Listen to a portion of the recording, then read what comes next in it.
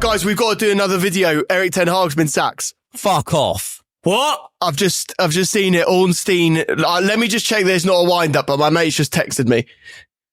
He's gone. Man United have done a statement. Do a whole new fucking video. Where's KG?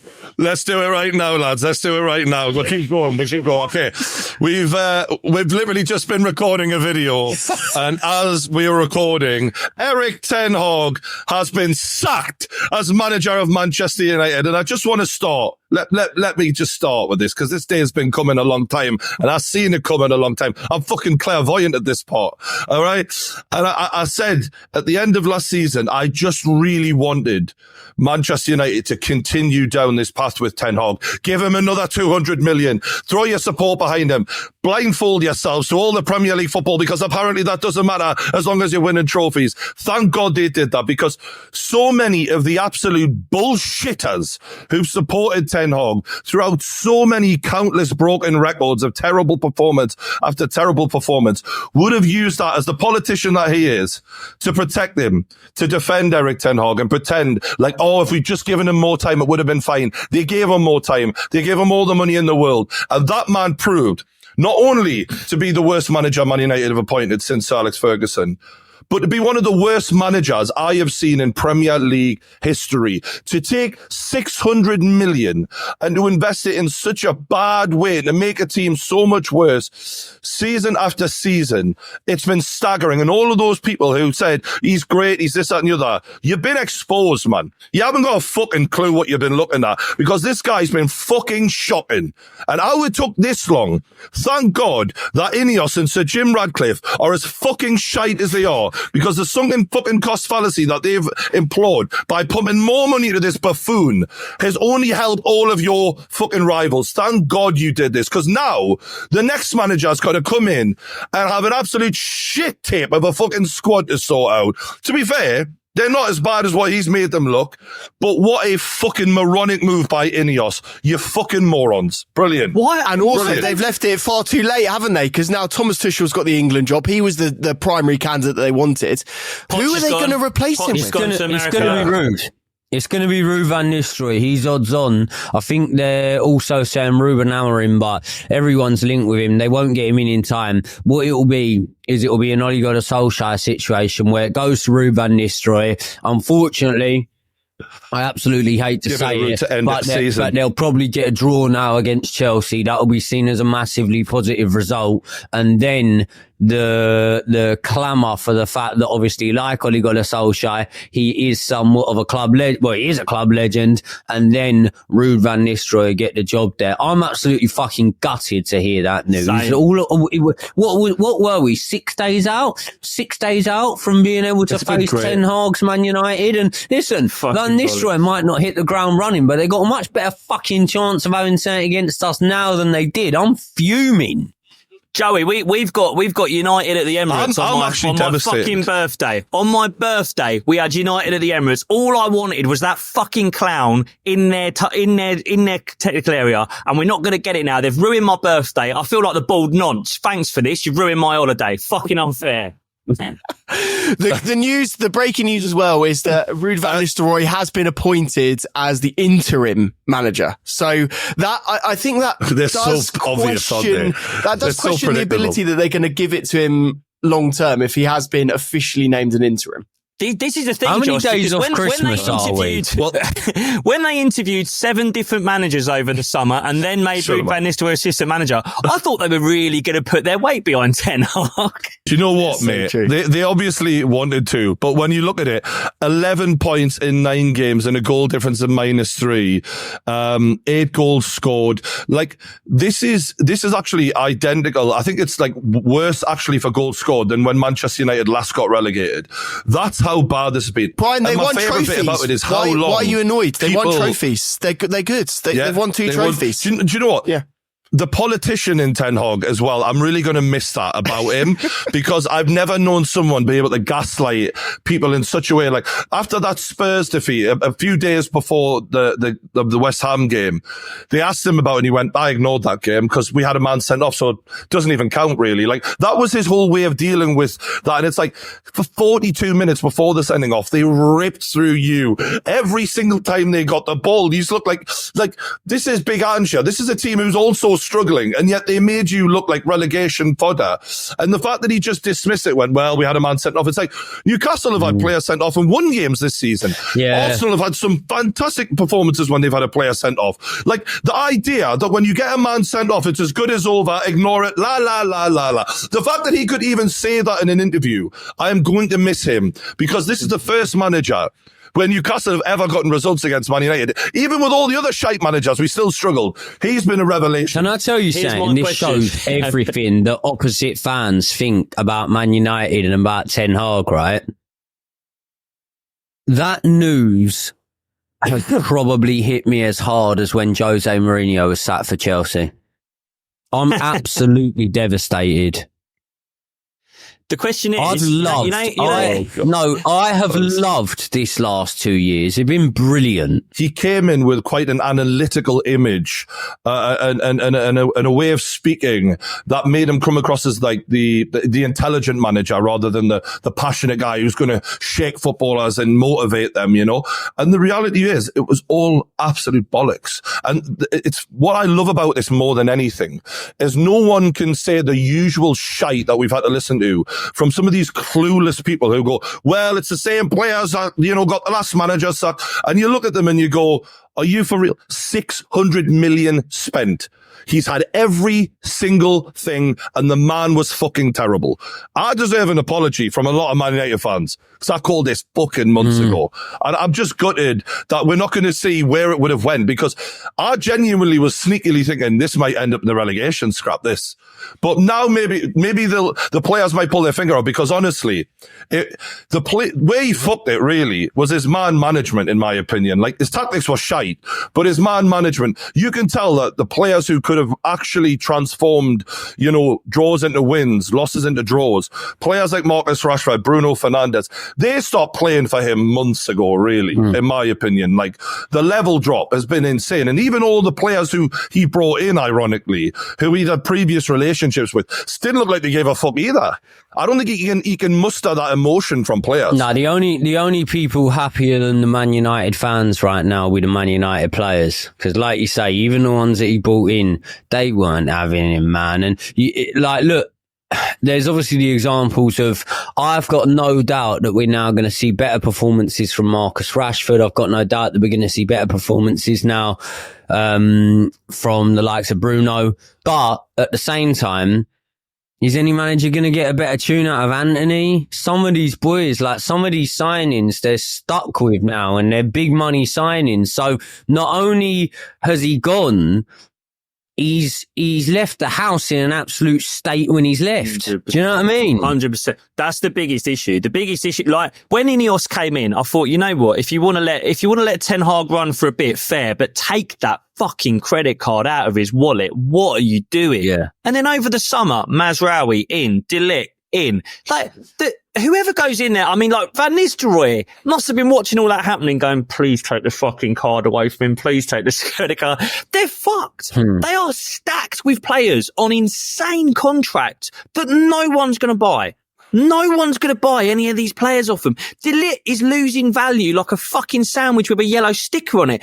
Like, he keeps getting cheaper and cheaper every move he makes. Who's buying these guys? Okay, Van Nistelrooy is the interim manager. Like, for you guys, I'm asking you this. Who would you be worried about them getting? Is there a manager out there, like a top manager that you think they could go for and that could come in here and make them title challengers again? Because even if there is a top manager who could come in, the amount of housekeeping they'd have to do first, the amount of people they'd have to move, the amount of places they'd have to fix in that squad, it's going to take a while. Well, when you look down the list of the candidates for obviously Ruud van Nistelrooy's in there, Ruben Amorim, second favourite of Oddschecker at 5-1, Southgate, Thomas Frank, Kieran McKenna, Michael Carrick, Graham Potter. I actually think maybe you're looking at that and maybe you're saying Graham Potter's the best one for it. I've got to say, I think INEOS have been exposed more than anything about this. When Sir Jim came in, I was a bit worried because he has this sort of elder statesman-like demeanour. He'd had previous experience, and surely he can't be any worse than the Glazers, right? He's coming in, he's talking a big game. But from that moment, you know, the interaction over the Ashworth, the attitude he showed in that scenario that Newcastle should just hand him over, and then the way he continuously threw money towards Ten Hag, and this sunken cost fallacy of just going deeper and deeper in the wrong direction, all because we've come this far, we can't turn back now. And lo and behold, they're now having to turn back, and they're now having to turn back with players on huge contracts that do look like complete wastes of money, or at least massively overspending on the likes of Mason Mount. I mean, imagine that situation. How the fuck are they going to sort that out? And so many other, I mean, there's players who, did Euro ever even start a game under Ten Hag? Like, his manager has been sacked before he's even played for. In pre-season, I think he got a few games or something like that. But do you know what? Mason Mount, he's injury prone and it's very, very hard for him to get anywhere near the pitch at the moment. But maybe that'll be one. Maybe that'll be one that he might have a little bit of an uplift in form. I don't know. I think, look, like we literally recorded a video, and at the end of the video, once we had, you know, literally set the tale of doom and gloom, I actually gave a little bit of optimism, and I said there's a little bit of light at the end of the tunnel, and that light is your manager is now favourite to be sacked. Then we did 2 more videos, and within 40 minutes, he's been sacked. So Man United fans should be all walking around with a big, big smile on their face today. I'd love to hear from KG. He must be absolutely buzzing because the only way is up. The problem is they've gone so far down this road with Ten Hag that whoever comes in, we all have said, like, where is the cohesion? Where is the plan? None of these players look like they were bought to play together, right? You know, we've talked just before about Chelsea and how we're seeing the cohesion coming now. We're seeing that these players are building patterns of play. Man United players have had months and months and months under Ten Hag, and new ones have been coming in at the same time. But at no point do any of these pieces look like they were, you know, jigsaw pieces fitting together like that, or even going to in the future. So that's where the problem lies. When Manchester United got an exemption for PSR rules, which, you know, imagine my shock. You know, they've obviously been cutting it fine with their transfer budget. And when you're cutting it fine and you're needing an exemption, it's not filling me with the thought of, that means you can go and spend another 200 million and another 200 million. And, you know, these signings, they must have been at a point where we're like, we need to get these right, which it kind of begs the question why they didn't get people who were a bit more proven in the Premier League, or mix it up a little bit with players who you knew you could hang your hat on a bit more, and maybe might not have the potential of some of these long shots that Ten Hag's went for, but could just get you on a straight and narrow path in the right direction again. And instead, they've rolled the dice in a big way, AJ style, against Daniel Dubois, and they've landed on their fucking face. And it's really going to take one hell of a manager to turn this around. And I do think that despite all of those interviews in the summer, they were clueless, and they thought, you know what, we don't know what to do, so we're just going to stick with Ten Hag. And in no action, it was an action. They've ploughed all that money in, and now they've got a situation where the best manager that they could have gotten was Thomas Tuchel, a man who, you know, has won the top prize with a club that probably didn't even, I mean, the situation he was in with Chelsea was a bit of a disaster, and he turned that into a good situation. Arguably the best suited I think manager that they've made a mistake well. in not sacking Ten Hag sooner. That's a... Yeah, he was not the best Ten Hag sooner before spending all of this extra cash. That you can make the mistake, the first mistake. You know, fool me once, shame on you. Fool me twice, shame on me. The fact that they let him get through another transfer window is the biggest mistake INEOS and Radcliffe could have ever made. And now That's on the head of Dan Ashworth and the new CEO, right? That they've got to, bear those mistakes. And now they're going to be feeling the pressure because they can't blame it on Ten Hag anymore. We've got to go out there and find a good manager. And let's be real, we've just listed them. None of them are screaming, I'm going to take you back to the top. So Man United fans' expectations, this is the only thing that I can say for any manager that comes in. The saving grace is Man United have never been lower, despite all of the bullshit that people have been saying around Ten Hag. This is the rock bottom Man United we've ever seen. So in a way, you're going to be given a lot of leeway as a new manager coming in because the expectations can't be great. You know what they have got going for them, right? Think of, say, for example, when Thomas Tuchel was sacked by Chelsea. Graham Potter did not have a clue that Thomas Tuchel was about to be sacked because none of us Chelsea fans had a clue that Thomas Tuchel was about to be sacked. And therefore, Graham Potter would not have been sat at home making notes at night, or better yet, on the training ground looking at players live in the flesh thinking, I would deploy you in this way, and I think you're being underutilized in this way, and you should be here.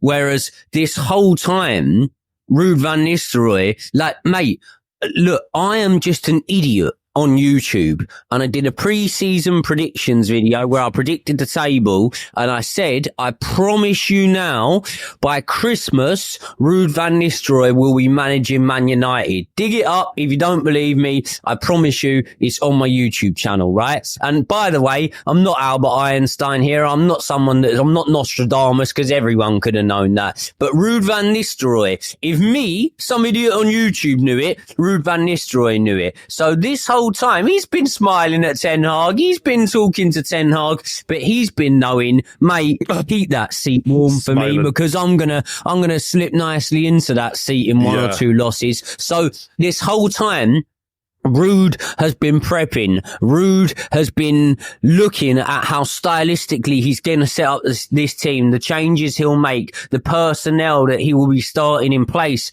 of the personnel that Ten Hag has. So Ruud van Nistelrooy in this situation does have a head start on 90% of managers, or at least every manager that isn't brought in as a caretaker or a deputy to the manager that was outgoing. He was a dead man walking. He was a dead man walking from the moment they started interviewing other. Has he won the sack race, by the way? Is he the first manager to be sacked this season?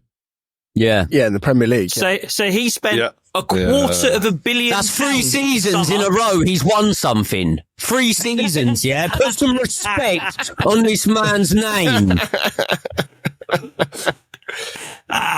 Just enjoy that. What a joke of a club, man. Mate, honestly. It's mad. Quarter of $1 billion quid spent Ruud in the van Nistelrooy is... Van Nistelrooy's watching at the sidelines like the wedding singer.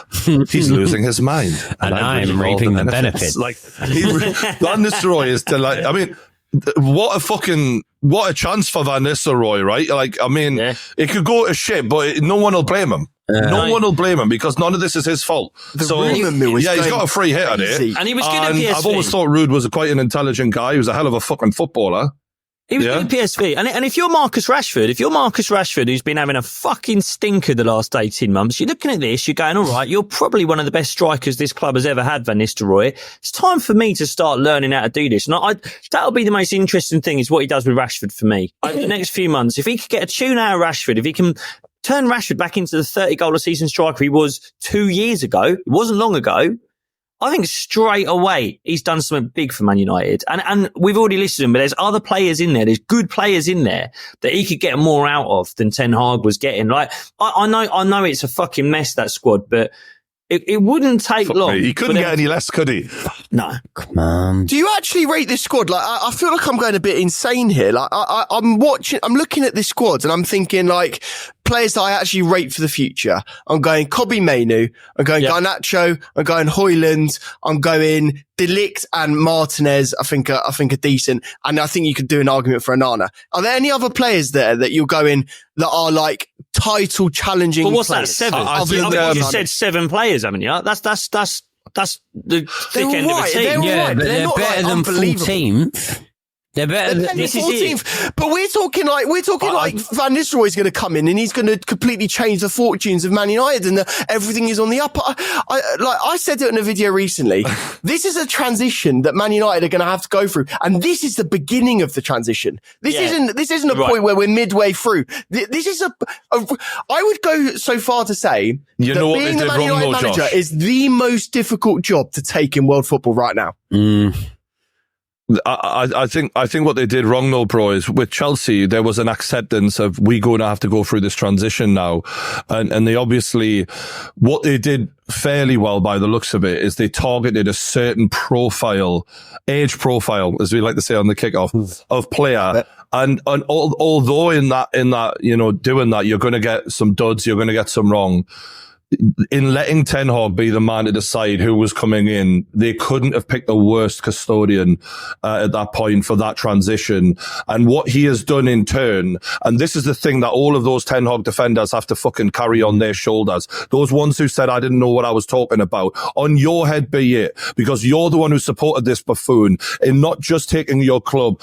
He didn't just take you sideways. He's taking you so far fucking backwards that this transition that once was, potentially a medium to minor transition has now become a mammoth task. And we don't even know who the fuck is capable of it. And it's all because of the supporting of Ten Hag. This man should have been out of that club months and months ago. But Man United's supporter standards have slipped so low that they allowed it and even cheered it on because he won a fucking poxy FA Cup. For Manchester United, that should never be the standard. That should never be enough. And the fact that so many of them bought this politicians' bullshit and buried their head in the sand, well, on your head be it, because look where it's fucking got your club now.